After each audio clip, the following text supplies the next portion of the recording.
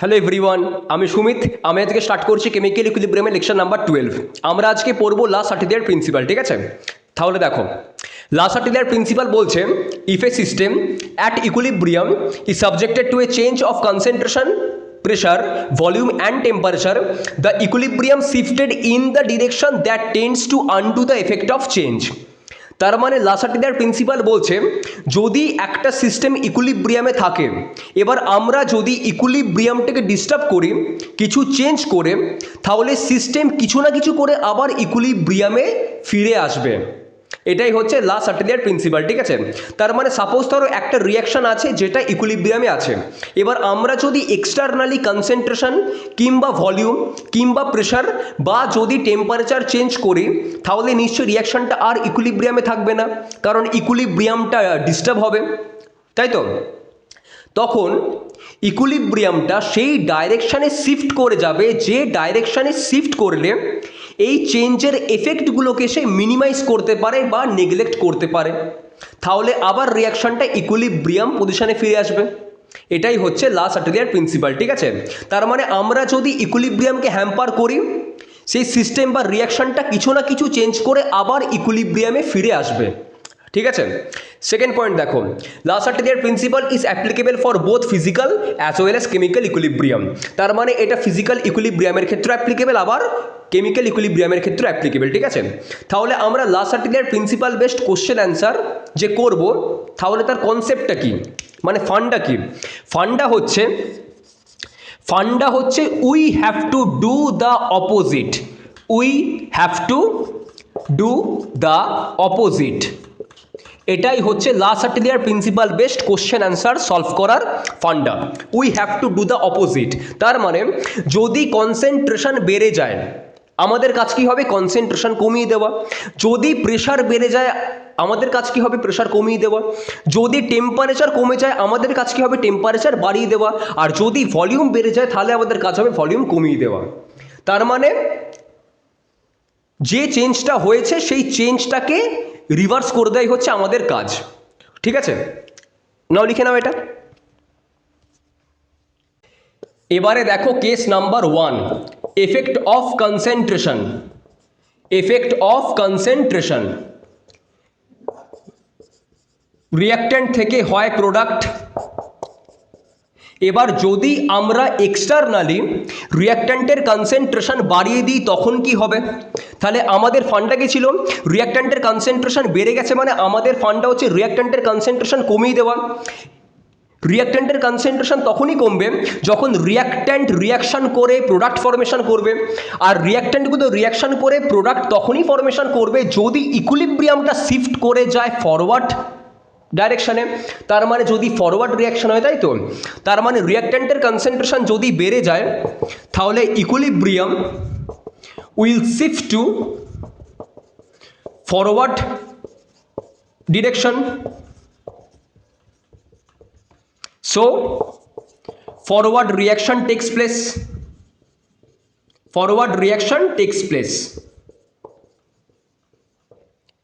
হলো। এবার দেখো, যদি রিঅ্যাক্ট্যান্টের কনসেন্ট্রেশন কমে যায় তাহলে কি হবে? তাহলে আমাদের ফান্ডা কি? রিঅ্যাক্ট্যান্টের কনসেন্ট্রেশন কমে গেছে মানে রিঅ্যাক্ট্যান্টের কনসেন্ট্রেশনকে বাড়িয়ে দেওয়া। আর রিঅ্যাক্ট্যান্টের কনসেন্ট্রেশন তখনই বাড়বে যখন প্রোডাক্টগুলো কম্বাইন হয়ে রিঅ্যাক্ট্যান্ট ফর্মেশন করবে। আর প্রোডাক্ট থেকে রিঅ্যাক্ট্যান্ট তখনই তৈরি হবে যদি ইকুইলিব্রিয়ামটা শিফট করে যায় ব্যাকওয়ার্ড দিকে। তার মানে যদি ব্যাকওয়ার্ড রিয়াকশন হয় তাহলেই প্রোডাক্ট থেকে রিঅ্যাক্ট্যান্ট ফর্মেশন হবে, তাহলেই রিঅ্যাক্ট্যান্টের কনসেন্ট্রেশনটা ইনক্রিজ করবে। তাহলে যদি রিঅ্যাক্ট্যান্টের কনসেন্ট্রেশন কমে যায় সেক্ষেত্রে equilibrium will shift to backward direction.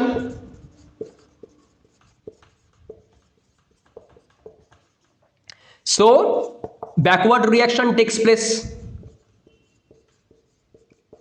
Backward reaction takes place হলো। এবার দেখো, যদি প্রোডাক্টের কনসেন্ট্রেশন বেড়ে যায় তাহলে কি হবে? তাহলে আমাদের ফান্ডা কি? প্রোডাক্টের কনসেন্ট্রেশন কমিয়ে দেওয়া। আর প্রোডাক্টের কনসেন্ট্রেশন তখনই কমবে যখন প্রোডাক্ট থেকে রিঅ্যাক্ট্যান্ট ফর্মেশন হবে। আর প্রোডাক্ট থেকে রিঅ্যাক্ট্যান্ট তখনই ফর্মেশন হবে যদি ইকুইলিব্রিয়ামটা শিফট করে যায় ব্যাকওয়ার্ড দিকে। তাহলে এটাই হবে, equilibrium will shift to backward direction, so backward reaction takes place. হলো। এবারে ফোর্থ পয়েন্ট দেখো, যদি প্রোডাক্টের কনসেন্ট্রেশন কমে যায় তাহলে কি হবে? তাহলে আমাদের কাজ হবে প্রোডাক্টের কনসেন্ট্রেশনকে বাড়িয়ে দেওয়া। আর প্রোডাক্টের কনসেন্ট্রেশন তখনই বাড়বে যখন রিয়াক্ট্যান্টগুলো কম্বাইন হয়ে প্রোডাক্ট ফর্মেশন করবে। আর রিয়াক্ট্যান্ট থেকে প্রোডাক্ট তখনই তৈরি হবে যদি ইকুইলিব্রিয়ামটা শিফট করে যায় ফরওয়ার্ড দিকে, তার মানে ফরওয়ার্ড রিয়াকশন হবে। ঠিক আছে, তাহলে এক্ষেত্রে ইকুইলিব্রিয়ামটা শিফট করে যাবে ফরওয়ার্ড ডিরেকশনে, সো ফরওয়ার্ড রিয়াকশন হবে। হলো, লিখে নাও এটা। ফার্স্ট এক্সাম্পল দেখো, সাপোজ ধরো আমরা এই রিয়াকশনটা নিয়েছি, এ প্লাস বি রিয়াকশন করে ফরমেশন করেছে সি আর ডি। ঠিক আছে, এবার ধরো যদি আমরা এক্সটার্নালি এর কনসেন্ট্রেশনকে বাড়িয়ে দিই তাহলে কি হবে? তাহলে আমাদের কাজ কি হবে? এর কনসেন্ট্রেশনটাকে কমিয়ে দেওয়া।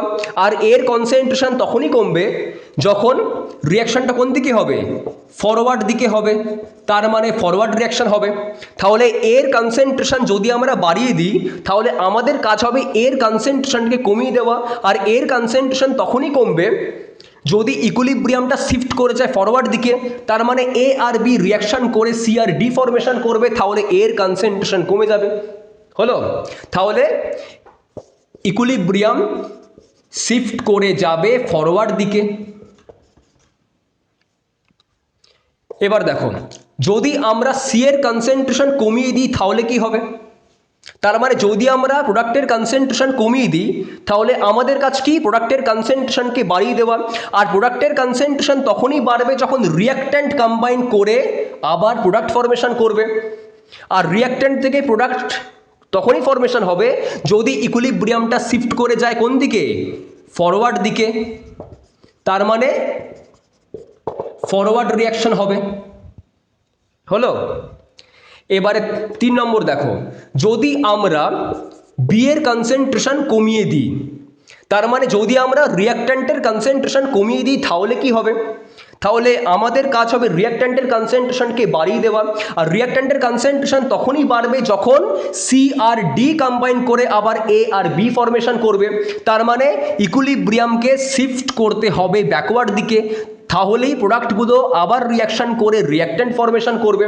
তাহলে যদি আমরা রিয়াক্ট্যান্টের কনসেন্ট্রেশন কমিয়ে দিই তাহলে ইকুইলিব্রিয়াম শিফট করে যাবে ব্যাকওয়ার্ড দিকে, তার মানে ব্যাকওয়ার্ড রিয়াকশন হবে। হলো, এবারে নাম্বার 4 দেখো, যদি আমরা কন্টিনিউয়াসলি এ আর বি অ্যাড করতেই থাকি, যদি আমরা কন্টিনিউয়াসলি রিয়াক্ট্যান্ট অ্যাড করতেই থাকি তাহলে কি হবে? তাহলে রিয়াক্ট্যান্টের কনসেন্ট্রেশন বাড়তেই থাকবে। আর রিয়াক্ট্যান্টের কনসেন্ট্রেশন বাড়লে রিয়াক্ট্যান্টগুলো রিয়াকশন করে প্রোডাক্ট ফরমেশন করতেই থাকবে। তাহলে ইকুইলিব্রিয়াম শিফট করবে কোন দিকে? ফরওয়ার্ড দিকে, তার মানে ফরওয়ার্ড রিয়াকশন হবে। কারণ আমরা যখন অনবরত রিয়াক্ট্যান্ট অ্যাড করছি তার মানে রিয়াক্ট্যান্টের কনসেন্ট্রেশন তো ইনক্রিজ করতেই থাকছে। তাহলে আমাদের কাজ কি হবে? রিয়াক্ট্যান্টের কনসেন্ট্রেশন কমানো। আর রিয়াক্ট্যান্টের কনসেন্ট্রেশন তখনই কমবে যখন রিয়াক্ট্যান্টগুলো রিয়াকশন করে আবার প্রোডাক্ট ফরমেশন করবে। তাহলে যদি আমরা কন্টিনিউয়াসলি রিয়াক্ট্যান্ট অ্যাড করতেই থাকি তাহলে রিয়াক্ট্যান্টগুলো রিয়াকশন করে প্রোডাক্ট ফরমেশন করতেই থাকবে। তাহলে সি আর ডি ফরমেশন হতেই থাকবে। তাহলে সি আর ডি এরও কনসেন্ট্রেশন কিন্তু কন্টিনিউয়াসলি ইনক্রিজ করতেই থাকবে। ঠিক আছে, লিখে নাও এটা। সেকেন্ড এক্সাম্পল দেখো, সাপোজ ধরো আমাদের এই রিয়াকশনটা আছে, ক্যালসিয়াম কার্বনেট সলিড থেকে হয়েছে ক্যালসিয়াম অক্সাইড সলিড আর কার্বন ডাই অক্সাইড গ্যাস। ঠিক আছে, এটা খুব ইম্পর্টেন্ট একটা পয়েন্ট যে solid does not affect the equilibrium. তাহলে এখানে সলিড কোনগুলো আছে? একটা হচ্ছে ক্যালসিয়াম কার্বনেট, একটা হচ্ছে ক্যালসিয়াম অক্সাইড। তাহলে যদি আমরা ক্যালসিয়াম কার্বনেট আর ক্যালসিয়াম অক্সাইডের কনসেন্ট্রেশন বাড়াই কিংবা কমাই ইকুইলিব্রিয়ামের কোনো চেঞ্জ হবে না। ওই কারণেই বলা হয়েছে solid does not affect the equilibrium. ঠিক আছে, এবার দেখো যদি আমরা কার্বন ডাই অক্সাইডের কনসেন্ট্রেশন বাড়িয়ে দিই তাহলে আমাদের কাজ কি হবে? কার্বন ডাই অক্সাইডের কনসেন্ট্রেশন কমানো। আর কার্বন ডাই অক্সাইডের কনসেন্ট্রেশন তখনই কমবে যখন কার্বন ডাই অক্সাইড আবার ক্যালসিয়াম কার্বনেট ফর্মেশন করবে। আর কার্বন ডাই অক্সাইড থেকে ক্যালসিয়াম কার্বনেট ফর্মেশন তখনই হবে যদি ইকুইলিব্রিয়ামটা শিফট করে যায় ব্যাকওয়ার্ড দিকে, তাহলে ব্যাকওয়ার্ড রিয়াকশন হবে। হলো। আর যদি কার্বন ডাই অক্সাইডের কনসেন্ট্রেশন কমে যায় তাহলে আমাদের কাজ কি হবে? কার্বন ডাই অক্সাইডের কনসেন্ট্রেশন বাড়ানো। আর কার্বন ডাই অক্সাইডের কনসেন্ট্রেশন তখনই বাড়বে যখন ক্যালসিয়াম কার্বনেটের ডিকম্পোজিশন হওয়ার রেটটা বাড়বে। আর ক্যালসিয়াম কার্বনেটের ডিকম্পোজিশন হওয়ার রেট তখনই বাড়বে যদি ইকুইলিব্রিয়াম শিফট করে যায় ফরওয়ার্ড দিকে, তার মানে ফরওয়ার্ড রিয়াকশন হবে। হলো? নাও লিখে নাও এটা। এবারে দেখো case number 2, effect of volume and pressure. Boyle's law থেকে আমরা কি জানি? যদি ভলিউম বাড়ে তাহলে প্রেশার কমবে। And we know that concentration equal to number of mole by volume.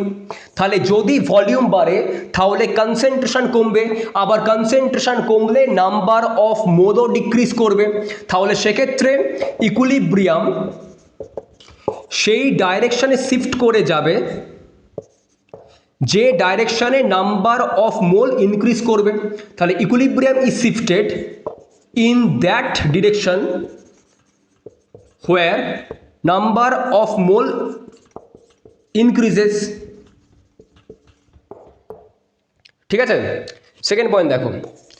তাহলে ভলিউম যদি কমে তাহলে প্রেশার বাড়বে, আবার ভলিউম কম মানে কনসেন্ট্রেশন বেশি, আবার কনসেন্ট্রেশন বেশি মানে নাম্বার অফ মোলও বেশি। তাহলে সেক্ষেত্রে ইকুইলিব্রিয়াম সেই ডাইরেকশনে শিফট করে যাবে যেদিকে নাম্বার অফ মোল কমছে। তাহলে equilibrium is shifted in that direction where number of mole decreases. তাহলে আমাদের অলওয়েজ করতে হবে কি? Opposite work. তাহলে যদি নাম্বার অফ মোল কমে যায় আমাদের কাজ হবে নাম্বার অফ মোলকে ইনক্রিজ করানো, আর যদি নাম্বার অফ মোল বেড়ে যায় আমাদের কাজ হবে নাম্বার অফ মোল কমানো। ঠিক আছে, তাহলে যদি ভলিউম বাড়ে তাহলে নাম্বার অফ মোল কমবে, তাহলে ইকুইলিব্রিয়াম সেই ডাইরেকশনে শিফট করে যাবে যে ডাইরেকশনে গেলে নাম্বার অফ মোল ইনক্রিজ করবে। আবার যদি ভলিউম কমে যায় তাহলে নাম্বার অফ মোল বাড়বে, তাহলে সেক্ষেত্রে ইকুইলিব্রিয়াম সেই ডাইরেকশনে শিফট করে যাবে যেদিকে গেলে নাম্বার অফ মোল কমবে। হলো? নাও লিখে নাও এটা। এক্সাম্পল নাম্বার 1 দেখো। সাপোজ আমরা এমন রিয়াকশন নিলাম যে রিয়াকশনের ক্ষেত্রে ডেল্টা এনজির ভ্যালু হয় 0। সাপোজ আমরা এই রিয়াকশনটা নিয়েছি N2 প্লাস O2, রিয়াকশন করে ফরমেশন করেছে 2NO। তাহলে এই রিয়াকশনের ক্ষেত্রে আমরা রিয়াকশন কোশেন্টের এক্সপ্রেশন কি লিখব? কনসেন্ট্রেশন অফ NO তার square by concentration of N2 into concentration of O2। তাই তো? আমরা কি জানি? Concentration equal to number of mole by volume. তাহলে যদি আমরা এটাকে একটু ভেঙে লিখি তাহলে আমরা লিখব number of mole of NO by volume তার square by number of mole of N2 by volume into number of mole of O2 by volume. তাহলে আমরা পাবো number of mole of NO তার square by V square into V square by number of mole of N2 into number of mole of O2। তাহলে V square কাটলো। তাহলে আমরা reaction কোশেন্টের expression পাবো number of mole of NO তার square by number of mole of N2 into number of mole of O2। তাহলে এটা আমরা পেলাম রিয়াকশন কোশেন্টের এক্সপ্রেশন। তাহলে যদি আমরা এক্সপ্রেশন দেখি তাহলে আমরা দেখব যে এক্সপ্রেশনে কিন্তু কোনো ভলিউমের টার্ম নেই। তাহলে আমরা বলবো যে QC is independent of volume. তাহলে যে সমস্ত রিয়াকশনের ক্ষেত্রে ডেল্টা এনজির ভ্যালু হয় 0, যদি আমরা ভলিউম বাড়াই বা কমাই ইকুইলিব্রিয়ামের কোনো রকম চেঞ্জ হবে না। ঠিক আছে, লিখে নাও এটা। এবারে দেখো এক্সাম্পল নাম্বার 2। সাপোজ ধরো আমরা এমন রিয়াকশন নিয়েছি যে রিয়াকশনের ক্ষেত্রে ডেল্টা এনজির ভ্যালু হয় গ্রেটার দ্যান 0। সাপোজ ধরো আমরা এই রিয়াকশনটা নিয়েছি, PCl5 ডিকম্পোজ করে ফরমেশন করেছে PCl3 আর Cl2। তাহলে এই রিয়াকশনের ক্ষেত্রে আমরা রিয়াকশন কোসেন্ট কি লিখব? Concentration of PCl3 into concentration of Cl2 by concentration of PCl5। এবার এটাকে যদি আমরা একটু ভেঙে লিখি তাহলে লিখব number of mole of PCl3 by volume into number of mole of Cl2 by volume by number of mole of PCl5 by volume. তাহলে রিয়াকশন কোসেন্ট হবে number of mole of PCl3 into number of mole of Cl2 by V square into V by number of mole of PCl5। তাহলে V স্কোয়ারকে কাটলে থাকে V, তাহলে আমরা পেলাম number of mole of PCl3 into number of mole of Cl2 by number of mole of PCl5 into volume. তাহলে এখানে number of মোল হচ্ছে কনস্ট্যান্ট, তাহলে আমরা লিখব QC inversely proportional to volume. তাহলে ভলিউম যদি বাড়ে তাহলে রিয়াকশন কোসেন্ট কমবে, আর রিয়াকশন কোসেন্ট কমে যাওয়া মানে ইকুইলিব্রিয়াম শিফট করে যাবে ফরওয়ার্ড দিকে, তার মানে ফরওয়ার্ড রিয়াকশন হবে। আর যদি ভলিউম কমে যায় তাহলে রিয়াকশন কোসেন্ট বাড়বে, আর রিয়াকশন কোসেন্ট বেড়ে যাওয়া মানে ইকুইলিব্রিয়াম শিফট করে যাবে ব্যাকওয়ার্ড দিকে, তার মানে ব্যাকওয়ার্ড রিয়াকশন হবে। ঠিক আছে, তাহলে যে সমস্ত রিয়াকশনের ক্ষেত্রে ডেল্টা এনজির ভ্যালু গ্রেটার দ্যান 0 সেই সমস্ত রিয়াকশনের ক্ষেত্রে ভলিউম বাড়লে রিয়াকশন হবে ফরওয়ার্ড দিকে, আর ভলিউম কমলে রিয়াকশন হবে ব্যাকওয়ার্ড দিকে। হলো, লিখে নাও এটা। এবারে দেখো এক্সাম্পল নাম্বার 3। সাপোজ ধরো আমরা এমন রিয়াকশন নিলাম যে রিয়াকশনের ক্ষেত্রে ডেল্টা এনজির ভ্যালু হচ্ছে লেস দ্যান 0। সাপোজ আমরা এই রিয়াকশনটা নিলাম N2 প্লাস 3H2, ফরমেশন হয়েছে 2 অ্যামোনিয়া। তাহলে এই রিয়াকশনের ক্ষেত্রে আমরা রিয়াকশন কোসেন্টের এক্সপ্রেশন কি লিখব? কনসেন্ট্রেশন অফ অ্যামোনিয়া তার square by concentration of N2 into concentration of hydrogen তার কিউব। তাহলে এটাকে যদি আমরা ভেঙে লিখি তাহলে আমরা লিখব number of mole of ammonia by V তার square by number of mole of nitrogen by volume into number of mole of hydrogen by volume তার কিউব। তাহলে আমরা পাবো number of mole of ammonia তার square by V square into V⁴ by number of mole of N2 into number of mole of hydrogen তার cube. তাহলে V² V⁴কে কাটলে থাকে V², তাহলে আমরা কিউসির এক্সপ্রেশন পেলাম number of mole of ammonia তার square into V² by number of mole of nitrogen into number of mole of hydrogen তার কিউব। এটা আমরা পেলাম রিয়াকশন কোসেন্টের এক্সপ্রেশন। তাহলে এখানে নাম্বার অফ মোল হচ্ছে কনস্ট্যান্ট, তাহলে আমরা লিখতে পারি QC directly proportional to square of volume. তাহলে যদি ভলিউম বাড়ে তাহলে রিয়াকশন কোসেন্ট বাড়বে, আর রিয়াকশন কোসেন্ট বেশি মানে ইকুইলিব্রিয়াম শিফট করে যাবে ব্যাকওয়ার্ড দিকে, তার মানে ব্যাকওয়ার্ড রিয়াকশন হবে। আর যদি ভলিউম কমে যায় তাহলে রিয়াকশন কোসেন্ট কমবে, আর রিয়াকশন কোসেন্ট কমে যাওয়া মানে ইকুইলিব্রিয়াম শিফট করে যাবে ফরওয়ার্ড দিকে, তার মানে ফরওয়ার্ড রিয়াকশন হবে। তাহলে যে সমস্ত রিয়াকশনের ক্ষেত্রে ডেল্টা এনজির ভ্যালু হচ্ছে লেস দ্যান 0 সেই সমস্ত রিয়াকশনের ক্ষেত্রে যদি ভলিউম বাড়ানো হয় তাহলে রিয়াকশন হবে ব্যাকওয়ার্ড দিকে, আর যদি ভলিউম কমানো হয় তাহলে রিয়াকশন হবে ফরওয়ার্ড দিকে। হলো, লিখে নাও এটা। এবারে দেখো কিছু শর্টকাট। ঠিক আছে, সাপোজ ধরো এই রিয়াকশনটা আছে, PCl5 ডিকম্পোজ করে ফরমেশন করেছে PCl3 আর Cl2।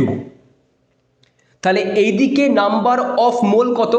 1, আর এদিকে কত নাম্বার অফ মোল? 2, 1 + 1 2, ঠিক আছে। তাহলে এই রিয়াকশনের ক্ষেত্রে যদি ভলিউম বাড়ানো হয় তাহলে কি হবে? নাম্বার অফ মোল কমবে, আর নাম্বার অফ মোল কমলে ইকুইলিব্রিয়াম সেই ডাইরেকশনে শিফট করে যায় যেদিকে নাম্বার অফ মোল ইনক্রিজ করে। তাহলে নাম্বার অফ মোল ইনক্রিজ করতে গেলে রিয়াকশনটাকে হতে হবে কোন দিকে? ফরওয়ার্ড দিকে। তার মানে ইকুইলিব্রিয়াম শিফট করে যাবে ফরওয়ার্ড ডিরেকশনে, তার মানে ফরওয়ার্ড রিয়াকশন হবে। আর এই রিয়াকশনের ক্ষেত্রে যদি আমরা ভলিউম কমিয়ে দিই তখন নাম্বার অফ মোল ইনক্রিজ করবে, আর নাম্বার অফ মোল বাড়লে রিয়াকশনটা ইকুইলিব্রিয়ামটা সেই ডাইরেকশনে শিফট করে যাবে যে ডাইরেকশনে গেলে নাম্বার অফ মোল কমবে। নাম্বার অফ মোল কমতে গেলে রিয়াকশনটাকে হতে হবে কি? ব্যাকওয়ার্ড দিকে, তাই তো। তাহলে ইকুইলিব্রিয়াম শিফট করে যাবে ব্যাকওয়ার্ড দিকে, তার মানে ব্যাকওয়ার্ড রিয়াকশন হবে। লিখে নাও এটা। আরেকটা এক্সাম্পল দেখো, সাপোজ ধরো এই রিয়াকশনটা আছে N2 + 3H2, ফরমেশন হয়েছে 2 অ্যামোনিয়া। তাহলে এইদিকে কত নাম্বার অফ মোল? 1 + 3 4, এদিকে কত নাম্বার অফ মোল? 2। তাহলে এই রিয়াকশনের ক্ষেত্রে যদি আমরা ভলিউম বাড়িয়ে দিই তাহলে নাম্বার অফ মোল কমবে, আর নাম্বার অফ মোল কমে যাওয়া মানে ইকুইলিব্রিয়ামটা সেই ডাইরেকশনে শিফট করে যাবে যেদিকে গেলে নাম্বার অফ মোল ইনক্রিজ করছে। তাহলে নাম্বার অফ মোল ইনক্রিজ করছে কোন দিকে? ব্যাকওয়ার্ড দিকে। তার মানে ইকুইলিব্রিয়াম শিফট করে যাবে ব্যাকওয়ার্ড দিকে, তার মানে ব্যাকওয়ার্ড রিয়াকশন হবে। হলো। এবার এই রিয়াকশনের ক্ষেত্রে যদি ভলিউম কমিয়ে দেওয়া হয় তখন নাম্বার অফ মোল বাড়বে, আর নাম্বার অফ মোল বেড়ে গেলে ইকুইলিব্রিয়াম সেই ডাইরেকশনে শিফট করে যায় যেদিকে গেলে নাম্বার অফ মোল কমবে। নাম্বার অফ মোল কমছে কোন দিকে? ফরওয়ার্ড দিকে। তার মানে ইকুইলিব্রিয়াম শিফট করে যাবে ফরওয়ার্ড ডিরেকশনে, তার মানে ফরওয়ার্ড রিয়াকশন হবে। হলো, লিখে নাও এটা। এবারে দেখো case number 3, effect of temperature. First দেখো আমরা পড়বো এন্ডোথার্মিক রিয়াকশনের ক্ষেত্রে। তাহলে এন্ডোথার্মিক রিয়াকশন কোনগুলো? যে রিয়াকশনে হিট দিতে লাগে, তার মানে রিয়াক্ট্যান্ট হিট নিয়ে প্রোডাক্ট ফরমেশন করে, ঠিক আছে। তাহলে যদি আমরা এন্ডোথার্মিক রিয়াকশনের ক্ষেত্রে টেম্পারেচারকে বাড়িয়ে দিই তাহলে রিয়াক্ট্যান্ট হিট অ্যাবজর্ব করবে, তাহলে রিয়াক্ট্যান্ট হিট অ্যাবজর্ব করবে, আর রিয়াক্ট্যান্ট হিট অ্যাবজর্ব করে নিলেই প্রোডাক্ট ফরমেশন করবে, তার মানে প্রোডাক্ট ফরমেশন হবে। তাহলে যদি টেম্পারেচার বাড়ানো হয় এন্ডোথার্মিক রিয়াকশনের ক্ষেত্রে তাহলে রিয়াক্ট্যান্ট থেকে প্রোডাক্ট ফরমেশন হচ্ছে, তার মানে ইকুইলিব্রিয়াম শিফট হয়ে গেছে কোন দিকে? ফরওয়ার্ড দিকে। ওই কারণেই তো ফরওয়ার্ড রিয়াকশন হচ্ছে, যার ফলে রিয়াক্ট্যান্ট থেকে প্রোডাক্ট ফরমেশন হচ্ছে। তাহলে ইকুইলিব্রিয়াম শিফট করে গেছে ফরওয়ার্ড ডাইরেকশনে, তার মানে ফরওয়ার্ড রিয়াকশন হচ্ছে। হলো। আর যদি আমরা টেম্পারেচার কমিয়ে দিই তাহলে ব্যাকওয়ার্ড রিয়াকশন হবে। লিখে নাও এটা। এবারে দেখো এক্সোথার্মিক রিয়াকশনের ক্ষেত্রে কি হবে? এক্সোথার্মিক রিয়াকশনের ক্ষেত্রে হিট রিলিজ হয়, তাহলে রিয়াক্ট্যান্ট থেকে হয় প্রোডাক্ট আর হিট রিলিজ হয়। তাহলে এক্সোথার্মিক রিয়াকশনের ক্ষেত্রে যদি টেম্পারেচার বাড়ানো হয় সেক্ষেত্রে প্রোডাক্ট হিটটাকে অ্যাবজর্ব করে, তার মানে প্রোডাক্ট হিট অ্যাবজর্ব করে রিয়াক্ট্যান্ট ফরমেশন করে, তার মানে রিয়াক্ট্যান্টের কনসেন্ট্রেশন বাড়ে। তাহলে দেখা যাচ্ছে এক্সোথার্মিক রিয়াকশানে টেম্পারেচার বাড়ানো হলে প্রোডাক্ট থেকে রিয়াক্ট্যান্ট ফরমেশন হচ্ছে, তার মানে ব্যাকওয়ার্ড রিয়াকশন হচ্ছে, তার মানে আমরা বলতে পারি যে ইকুইলিব্রিয়াম শিফট করে গেছে ব্যাকওয়ার্ড দিকে। তাহলে এক্সোথার্মিক রিয়াকশনের ক্ষেত্রে টেম্পারেচার বাড়ালে রিয়াকশন হয় ব্যাকওয়ার্ড দিকে, আর যদি টেম্পারেচার কমানো হয় তাহলে রিয়াকশন হবে ফরওয়ার্ড দিকে, তার মানে ফরওয়ার্ড রিয়াকশন টেকস প্লেস। হলো, লিখে নাও এটা। এবারে আমরা পড়ব হচ্ছে এক্সপ্যানেশন, যে কেন টেম্পারেচার বাড়ালে ইকুইলিব্রিয়ামের ডাইরেকশনে শিফট হচ্ছে, ঠিক আছে। We know that van't of equation কি ছিল, log 10 base k2 by k1 equal to delta H by 2.303 r into t2 minus t1 by t1 into t2। তাহলে এখানে k1 কি, at temperature T1 equilibrium constant K1 R at temperature T2 equilibrium constant K2, আর এখানে R কে universal gas constant, আর এখানে delta H কি heat of reaction, যেটাকে আমরা এনথ্যালপিও বলি। এবারে ফর এন্ডোথার্মিক রিয়াকশন কি হয়, for endothermic reaction delta H এর ভ্যালু হয় পজিটিভ, তার মানে ডেল্টা এইচ হয় গ্রেটার দ্যান 0। এবার এন্ডোথার্মিক রিয়াকশনের ক্ষেত্রে যদি আমরা টেম্পারেচার বাড়াই, মানে যদি T2 গ্রেটার দ্যান T1 হয়, তাহলে এই গোটা ফ্যাক্টরটা আসে পজিটিভে। আর এন্ডোথার্মিক রিয়াকশনের ক্ষেত্রে ডেল্টা এইচ এর ভ্যালু পজিটিভ, তার মানে এই পার্টটাও আসে পজিটিভে, তার মানে পজিটিভ ইন্টু পজিটিভ আমরা পাই পজিটিভ। তাহলে log 10 base k2 by k1 হয় পজিটিভ, আর এটা পজিটিভ আসা মানে হবে k2 গ্রেটার দ্যান k1। তাহলে এন্ডোথার্মিক রিয়াকশনের ক্ষেত্রে যখন আমরা টেম্পারেচার বাড়াই ইকুইলিব্রিয়াম কনস্ট্যান্ট বাড়ে, আর ইকুইলিব্রিয়াম কনস্ট্যান্ট বাড়লে রিয়াকশন হয় ফরওয়ার্ড দিকে, তার মানে ইকুইলিব্রিয়াম শিফট করে যাবে ফরওয়ার্ড দিকে। হলো, এবার দেখো যদি আমরা টেম্পারেচার কমাই, মানে যদি T1 গ্রেটার দ্যান T2 হয়, তখন এই পার্টটা আসবে নেগেটিভে, তখন পজিটিভ ইন্টু নেগেটিভ আমরা log 10 base k2 by k1 পাবো নেগেটিভে, আর এটা নেগেটিভ পাওয়া মানে হবে k2 লেস দেন k1। তাহলে যদি টেম্পারেচার কমানো হয় সেক্ষেত্রে ইকুইলিব্রিয়াম কনস্ট্যান্ট কম হবে, আর ইকুইলিব্রিয়াম কনস্ট্যান্ট কম মানে রিয়াকশনটা হবে ব্যাকওয়ার্ড দিকে, ঠিক আছে। তাহলে এন্ডোথার্মিক রিয়াকশনের ক্ষেত্রে টেম্পারেচার বাড়ানো হলে ইকুইলিব্রিয়াম কনস্ট্যান্ট বাড়ছে, ওই কারণে ইকুইলিব্রিয়াম শিফট করে যায় ফরওয়ার্ড দিকে, তার মানে ফরওয়ার্ড রিয়াকশন টেক্স প্লেস। আর যদি টেম্পারেচার কমানো হয় তাহলে ইকুইলিব্রিয়াম কনস্ট্যান্ট কমে, তখন ইকুইলিব্রিয়াম শিফট করে যায় ব্যাকওয়ার্ড দিকে, তার মানে ব্যাকওয়ার্ড রিয়াকশন হয়। লিখে নাও এটা। এবারে দেখো for exothermic reaction, for exothermic reaction delta H এর ভ্যালু হয় নেগেটিভ, তার মানে ডেল্টা এইচ হয় লেস দ্যান 0, ঠিক আছে। এবার এক্সোথার্মিক রিয়াকশনের ক্ষেত্রে যদি টেম্পারেচার বাড়ানো হয়, মানে যদি T2 গ্রেটার দ্যান T1 হয়, তাহলে এই গোটা টার্মটা আমরা পাবো পজিটিভে। আর এক্সোথার্মিক রিয়াকশনের ক্ষেত্রে ডেল্টা এইচ হয় নেগেটিভ, তার মানে এটা আমরা পাবো নেগেটিভে, তার মানে পজিটিভ ইন্টু নেগেটিভ হয় নেগেটিভ, তার মানে আমরা log 10 base k2 by k1 পাবো নেগেটিভে, তার মানে এটা নেগেটিভ আসা মানে হবে k2 লেস দ্যান k1। তার মানে এক্সোথার্মিক রিয়াকশনের ক্ষেত্রে টেম্পারেচার বাড়ানো হলে ইকুইলিব্রিয়াম কনস্ট্যান্ট কমে, আর ইকুইলিব্রিয়াম কনস্ট্যান্ট কমে যাওয়া মানে রিয়াকশনটা হবে ব্যাকওয়ার্ড দিকে, তার মানে ইকুইলিব্রিয়াম শিফট করে যাবে ব্যাকওয়ার্ড দিকে।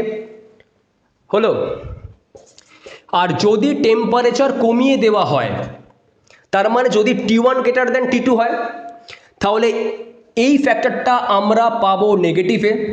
আর এক্সোথার্মিক রিয়াকশনের ক্ষেত্রে ডেল্টা এইচ হয় নেগেটিভ, তার মানে আমরা এই ফ্যাক্টরটাও পাবো নেগেটিভে, তাহলে নেগেটিভ ইন্টু নেগেটিভ আমরা পাবো পজিটিভ ভ্যালু। তাহলে log 10 base k2 by k1 আমরা পাবো পজিটিভ, আর এটা পজিটিভ পাওয়া মানে k2 গ্রেটার দ্যান k1 হবে।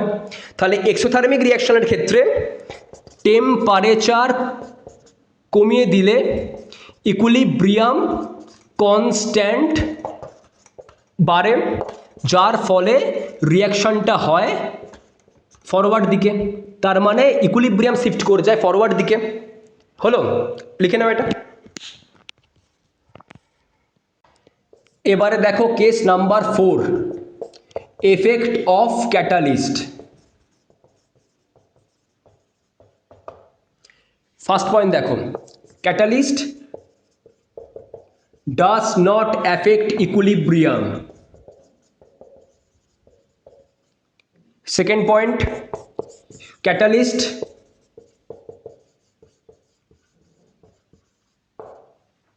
increases the rate of both forward and backward reaction.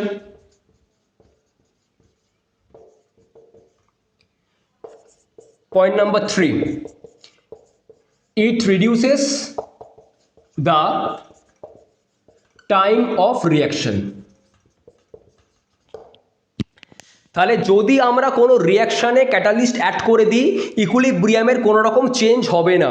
Catalyst শুধুমাত্র ফরওয়ার্ড আর ব্যাকওয়ার্ড রিয়াকশানের রেটটাকে বাড়াচ্ছে আর তাড়াতাড়ি ইকুইলিব্রিয়াম অ্যাচিভ করতে হেল্প করে, ঠিক আছে।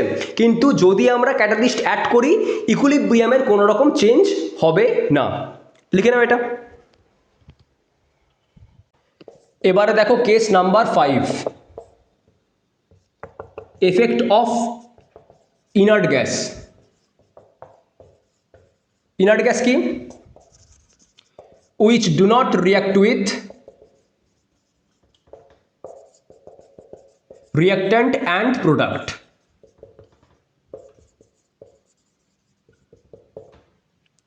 ঠিক আছে, এর আন্ডারে ফার্স্ট পয়েন্ট দেখো, at constant pressure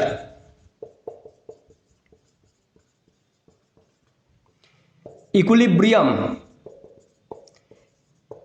is shifted in that direction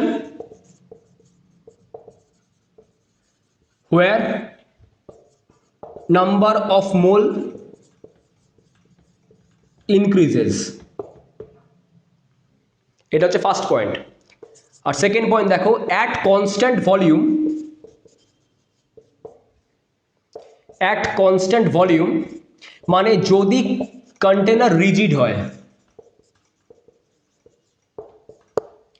equilibrium does not affected.